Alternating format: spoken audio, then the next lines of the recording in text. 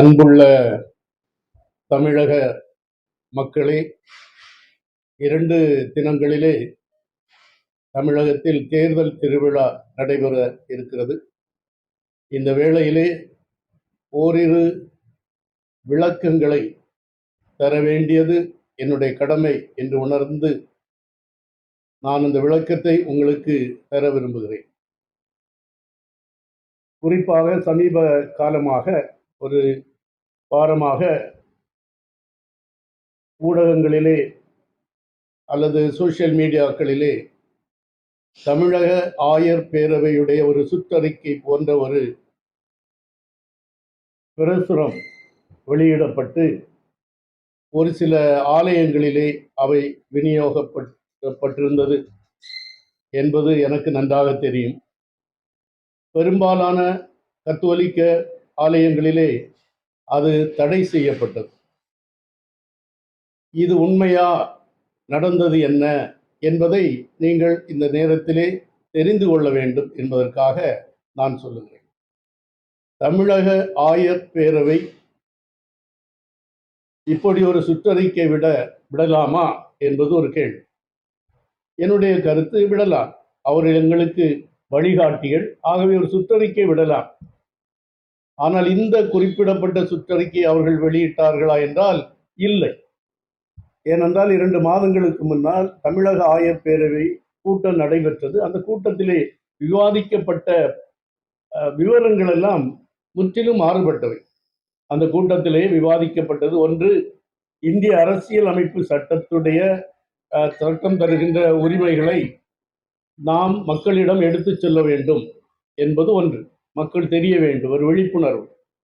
இரண்டாவது, அந்த கூட்டத்திலே தமிழகத்திலே கடந்த 10 ஆண்டுகளாக சிறுபான்மை மக்கள் அனுபவிக்கின்ற துன்பங்களை பற்றி பேசப்பட்டது.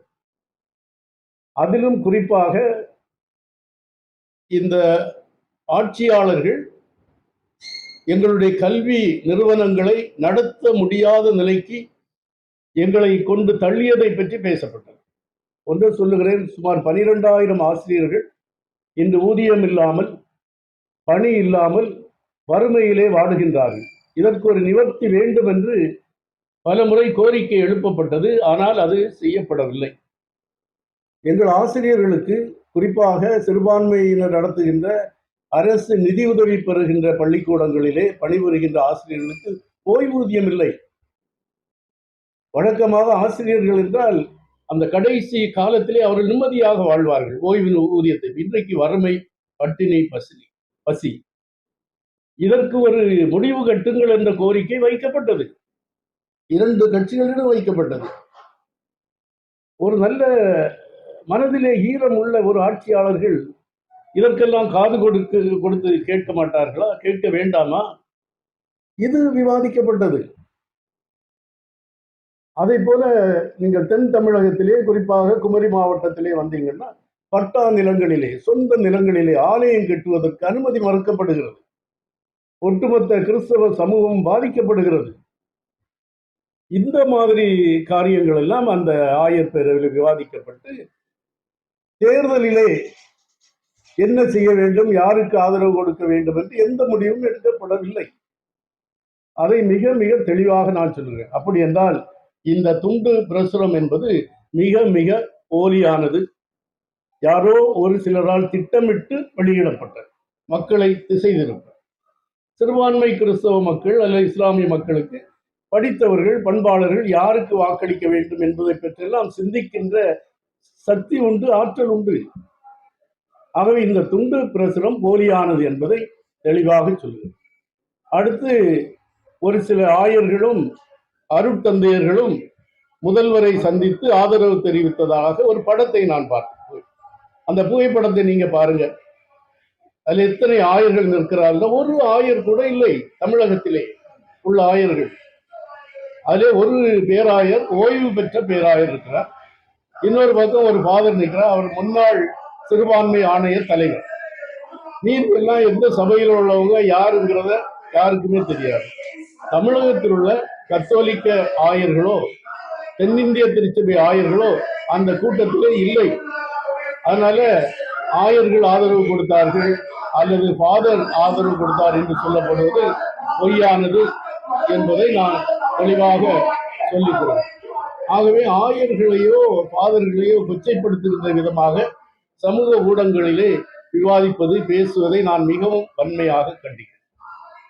சரி, சிறுபான்மை மக்கள் மனதிலே என்ன இருக்கிறது இந்த தேர்தலை பற்றி, அதை பற்றி நான் சொல்ல விரும்புகிறேன். சிறுபான்மை மக்கள் நொந்து போய் இருக்கிறார்கள். அவருடைய பிரச்சனைகள் எல்லாம் தீர்க்கப்படும் என்ற நம்பிக்கையை கொடுக்கின்ற ஒரு புதிய தலைமை வந்தால் அதை ஏற்றுக்கொள்வதற்கு அவர்கள் தயாராக இருக்கிறார்.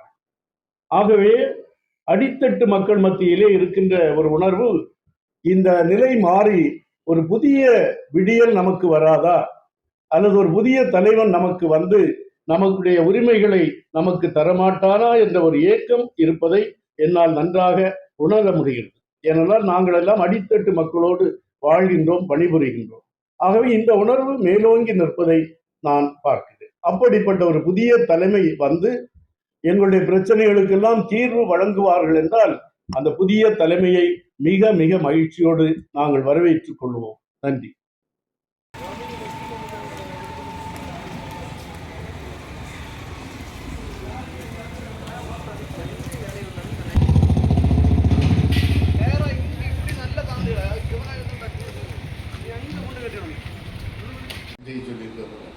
வாங்கிடுங்க, எல்லாரும் வாங்கிடுங்க. அதான் அதுக்கு நோக்கம். அவங்க இப்படி பண்ணுறாங்க.